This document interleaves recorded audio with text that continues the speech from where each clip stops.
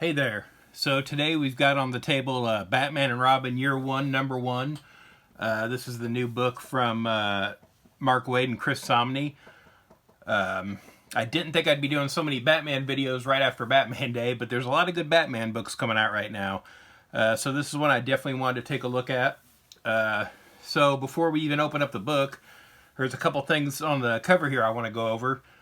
So the first part is the logo here. So we have kind of the 80s Batman logo, and then the sort of old school Robin logo from back in the day there for Robin. That's kind of interesting, especially with the Batman part here being sort of like the logo that was being used around the time of Year One. And again, I just looked at the artist edition for Batman Year One by David Mazzucchelli that came out. You can find that on my Batman Week playlist. The other interesting thing about this cover is a lot of the villains here that we're seeing, a lot of the bad guys, are from the opening of the 60s Adam West TV show. So yeah, if you go through and watch the sort of animated beginning to that show, you'll see these characters here throughout. So I thought that was kind of a neat little Easter egg to have on there. Then the book starts out at Wayne Manor in Gotham, and we've got Bruce and Alfred here talking about Dick Grayson, and we find out he's just come to live with Bruce. This is like 3 weeks after the death of his parents, so yeah, it's just things just kind of starting out between them. We have a nice transition here after they see the bat signal of, we're looking at like what we think is Batman's eyes, but then as we pull out, we see it's the headlights to the Batmobile. I do like this design of the Batmobile we have here. It's sort of, I feel like it's a more modern interpretation of the old school Batmobile that had the single fin going down the middle from back in the day. So yeah, big splash page here with the title and everything. Then we've got Robin really excited about, maybe they're going to see the Joker. He's looking for some action. Batman kind of looks at him disapprovingly, and Robin says, I know this is serious. He's hurt people. But Batman just tells him to kind of follow his lead. The interesting thing about this next scene is we have, Commissioner Gordon standing on the roof with the bat signal. Pretty typical scene where Batman drops in. But then Batman tells him there's someone he needs to meet. And Gordon says, there's two of you. And then we see Robin drop down onto the bat signal here. And, Gordon's initial reaction here is, you've got to be kidding me. So, yeah, pretty reasonable reaction from him, as to why Batman's bringing a kid into this. But, yeah, and he tells Gordon, name a war that spares the young, to where Gordon's reply is, that's dark even for you. So Gordon tells Batman and Robin about a case file that Two-Face has stolen, and no one can know what's in, and he doesn't even want Batman to take a look at it, even though he wants him to retrieve it for him. So then, as they leave, Robin leaps off the building, and Gordon yells, that's a 30-story fall. And Batman tells him that's his element. So again, kind of going back to his high-flying circus days there. Then we have this great splash page here of them jumping off the building. Another thing to bring up here, I think is a good part for it too, is Chris Samnee, for the last few years on his social media, for the month of October, for the drawing exercise, it's Inktober, where you do a drawing every day of the month. He has been doing a thing called Battober, where he does a Batman drawing every day for the month. And again, he's been doing that for the last few years. And, the whole time that he's been doing that, I'm like, why isn't this guy doing a Batman book? And so now, after all this time, that's what this is. But yeah, this splash page here looks like it, it's probably larger than what he does for Inktober. But yeah, this looks like it could have been any of his drawings that he has done over the last few years from that. And again, if you haven't seen those, definitely check them out. A lot of them could make good, variant covers or pinups or something for this book. be kind of surprised if they don't utilize those somehow. I'll be kind of disappointed if they don't, honestly.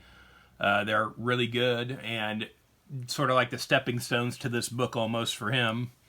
It'd be nice if there's a way for them to do a collection of those too. It'd be a really nice art book to have. But yeah, then we've got them back in the Batmobile, and we have a guy here, an informant, saying, letting somebody know that the Bat's headed straight up on Novick Street. Now, that's a little Easter egg. That is a reference to Irv Novick, the old Batman artist there. Then Robin sees the guy as he's running across a bridge, and Batman wonders if he sees the grenade the guy just threw at him. So we have the Batmobile being hit here by the grenade, and Batman tells them that they're armored, it's okay, and then they spin out. And then we see something that, it's probably happened in the comics before, but I can't really remember when. So the guy starts to flee, climbs up this ladder, the Batmobile pursues him, and so the Batmobile goes vertical here up this wall. And again, we saw that in the Batman Forever movie back in the day. I can't think of another instance where they've done this in the comic, but there has to have been by now. But, as they go up the wall, they sort of land on the roof here of the building, and Batman mentions he didn't tell Robin that the Batmobile could do that, but he wanted to test his adaptability. And meanwhile, Robin goes flying off into the night after the criminal. But then what he doesn't realize is that he's, missing a step here, and the criminal's going to get the drop off on him. And he shoots him, but Robin's cape is bulletproof. Again, good call for bringing a kid into this life. Then we end up in a warehouse where Two-Face is. And Two-Face says there's two of them now, how fitting. But Robin is really sort of overconfident and eager here. We have a little detail here of an R on the back of his utility belt, and I'm not sure what that is there, but that might be a gadget or something that comes into play later. But again,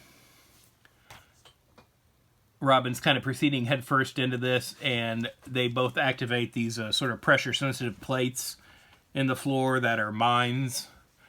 And while Batman's trying to stall for time, he's trying to reach out to his friend Harvey, trying to turn Two-Face back. But it doesn't really work. And so Two-Face flips a coin. And he kind of warns him about something that's coming, some like greater evil. But Robin's like, well, the coin landed good side up then. And Two-Face laughs, saying, no, it's the scarred side, but kind of telling them that something bad was coming isn't helping them, he says. So they leave, and then we have Batman trying to figure out how to get out of the trap. They wedge their batarangs into the plates and then shoot their grappling hooks to get out of there. And as they make the retreat onto another rooftop, Robin says, he must have been bluffing.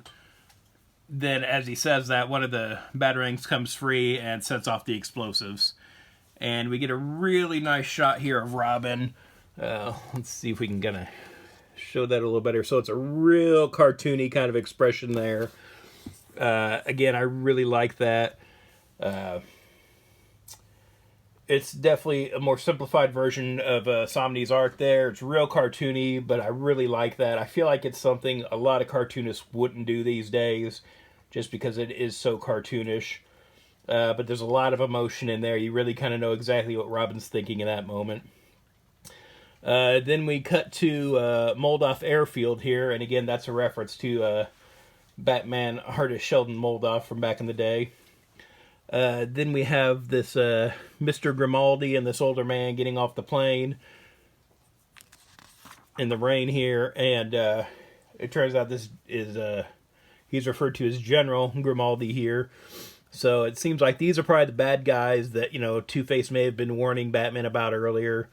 And he says, we can't have anybody know that we've arrived. So it looks like his man here kind of shoots everybody on the that's at the airfield that sees them show up. And we've got to be continued there. So that's the end of this first issue. Yeah, I really like this issue. It's a lot of good. I mean, Mark Waid's been killing it on the World's Finest book for a couple years now. So this is very much kind of in keeping with that story. I feel like this is kind of in continuity with that series, if I had to guess. Yeah, so I really like the relationship of Batman and Robin here. So pretty much ever since I've been reading comics and, sort of post Crisis on Infinite Earths, whenever Dick Grayson has not been Robin since then. And so whenever they flash back to that relationship, it's always like a scene where they're fighting or arguing about something. And it has this cumulative effect of making Dick Grayson come off as like a bigger jerk than Jason Todd. If that's all you get of that character, it's like, well, Jason Todd wasn't that bad a guy, because look at what Dick Grayson did all the time. And I don't think that was a conscious effort on anybody's part. That was just sort of what happened over time of these writers wanting to write these stories like that so many times. We just ended up with this sort of different characterization of Dick Grayson as Robin. And so I think Mark Waid is really fine-tuning that and getting it back to like a more traditional version of their relationship. Robin's the guy that brightens up Batman, that sort of thing. But he's a young kid here too. And so yeah, and they even say, in the opening conversation with Batman, or with Bruce Wayne and Alfred, it's like, he's not Bruce Wayne. He had a family. He was surrounded by the circus, and that kind of thing. He was doing more Daredevil kind of stuff as a kid. So yeah, it's I feel like they're kind of correcting a lot with that relationship that we've had for the last, almost 40 years now. So yeah, I really appreciate that in that book. I think this is a 12-issue series. Yeah, kind of my only complaint is I wish this were just an ongoing. We'll see where they go with the story. I know it's year one, so it's, a finite story. There's another Batman and Robin title with Batman and Damian. But yeah, I'm really enjoying this. I'm a little surprised they called this year one and didn't tie it into the World's Finest series, like the Teen Titans miniseries that came out recently. So yeah, it would be kind of a nice umbrella, I think, to put all these under. I think if you're reading the World's Finest series, you're gonna like this too. Yeah, I'm really glad Chris Samnee's finally doing a Batman book. I hope he does something after this, or maybe him and Mark Waid do another book. I know as far as the old continuity went, there was Batman year one, year two, and then there was year three, and that was kind of when Robin came in to the story. So I assume that's, I don't think they're going to follow that story, but that would be kind of the time frame here of when this takes place, depending on what Batman continuity even is anymore after all the reboots and everything. But yeah, it's really good. It's kind of everything I wanted in this book. I had pretty high expectations for this. My expectations were as high as Snoop Dogg on 420 for this book. Like, these guys are killing it in their other books. They've worked well together. They did Daredevil together. They did the only Black Widow run I care about. So yeah, I had pretty high expectations for this book, and I think they got there. If I were going to rate it, I'd say I'd give it a near mint. 9.8. This is about as good as it gets, for a superhero comic book. So yeah, I'm really looking forward to this. I really want to see where they go. I'll definitely get all 12 issues of this, and hopefully something comes after, if this lives up to it, the promise of this book. So yeah, have you read this yet? What did you think? Let me know in the comments below, and thanks for watching. If you'd like to follow me on social media, I'm on Twitter/X @Detective651, also on Instagram @Detective651. Be sure to check out my t-shirt store at tpublic.com/user/Detective651. I've got a lot of nerdy designs on there, and there's sales all the time, so check it out frequently.